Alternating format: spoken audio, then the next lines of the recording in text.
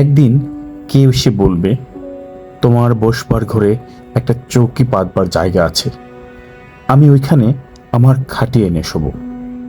আমার গাছতলা আর ভাল লাগে না।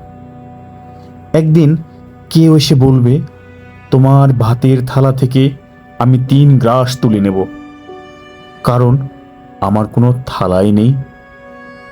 আমার অনাহার এক ঘেমির মতন ধিক ধিক করে জ্বলছে, আর আমার ভাল লাগে না। গাড়ি বারান্দার তলা থেকে ধুলো মাখা 3টে বাচ্চা ছুটে এসে বলবে, ওগো, আমরা বাসি রুটি চাই না, 5 নয়া চাই না। আমাদের ছাই রঙের হাফ প্যান্ট আর সাদা শার্ট পরিয়ে চুল আঁচড়ে দাও, আমাদের গাল টিপে দিয়ে বলো, সাবধানে, আমরাও স্কুলে যাব। একদিন কয়লা খনির অন্ধকার থেকে উঠে আসবে একজন কালো রঙের মানুষ। সে অবাক হয়ে বলবে, এ কি, আমার জন্য শোক সভা নেই কেন?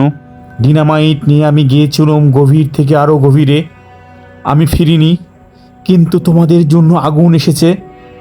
আমার নামে তোমরা কেন নাম রাখোনি শহরের রাস্তার? তবে এসব রাস্তা কাদের নামে? তাদের তো চিনি না।